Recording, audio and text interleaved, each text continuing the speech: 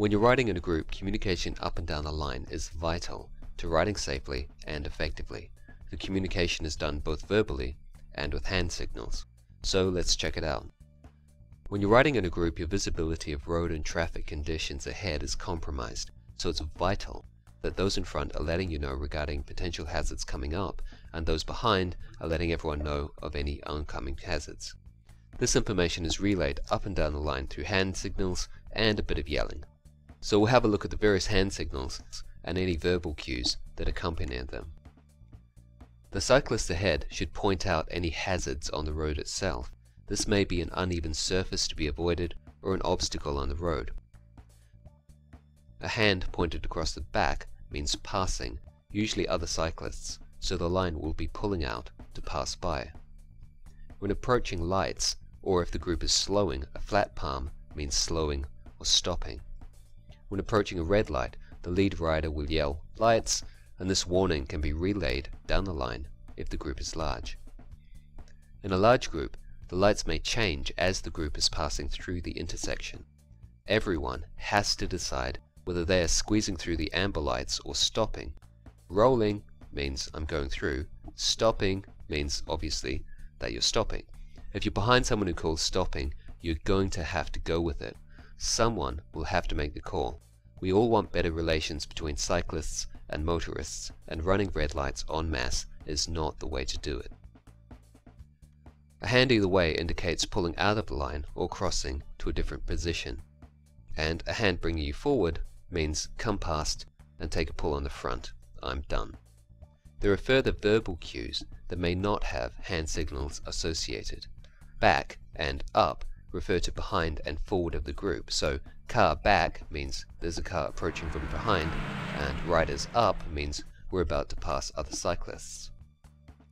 If the group is negotiating a piece of road that is tight, passing, or moving out into the road further, the cyclists at the back or further back may do a check behind and yell "clear" if there's not traffic coming and it is safe to pull out.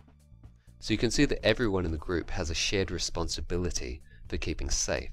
Having clear communication up and down the group is vital. Take care of those behind you, and they'll take care of you once they're up the front. In this diagram you can see the normal airflow around a single cyclist. It's broken at the front, flows around the side and over the top of the cyclist to resume its normal flow behind them. In doing so, it forms a vacuum in behind the cyclist, and this is what you can take advantage of when you're slipstreaming. When slipstreaming behind another cyclist, your effort can be reduced by as much as 30%. To get the full benefit of this, you do have to follow very closely. No more than 12 inches or 30 centimeters behind their back wheel. Now obviously if you're following this closely, you do have to be very careful and should never overlap wheels like this.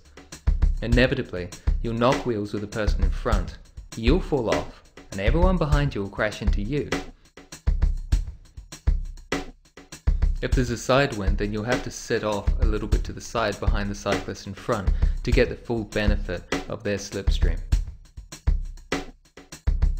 If you're in front, you have a responsibility to those behind you because of their reduced visibility. Usually hand signals are used to indicate hazards in the road surface, objects on the road, or other cyclists you may happen to pass. When rolling turns, there are two lines of cyclists. The outside line of cyclists are riding a little faster than those on the inside. As the outside lead cyclist reaches the front, they will pull off and lower their speed to join the slower inner line. When reaching the back of this line, they will pull into the outer, faster line and increase their speed to match. In this way, there is a constant revolving of the group and the work is shared, meaning greater speed for longer. There are a few things to pay attention to here. You all need to be working together and on the same page, even if you plan on smashing everyone at 200 meters to go. As you reach the front of the line and pull off, it is vital that you ease off to meet the speed of the inside line. If you don't, then the rhythm of the group will be thrown out. The guy behind you will have to speed up further to move ahead of you, and you'll both use energy you could have conserved. And this will have an adverse effect right down the line.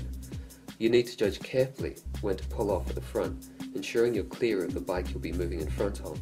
A quick glance down and under your arm on the inside will help you to place their front wheel, so you can make the transition smoothly.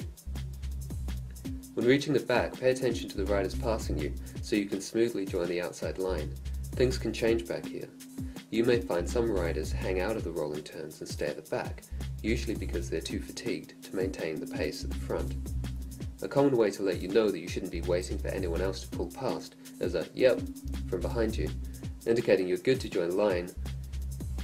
As with any group ride situation, keep a close eye on the wheel in front, making sure you don't cross wheels, whilst maintaining a broader awareness of what's going on up ahead. If you need to slow, endeavour to do this as smoothly as possible. Changing speed suddenly is a recipe for disaster in these situations, so either use the brakes very gently or set up into the wind, which can effectively slow your speed. When this works, and everyone knows what's going on, it's a beautiful thing. It does take awareness, discipline and control to make it happen. So now you know, you just have to go out and get on with it.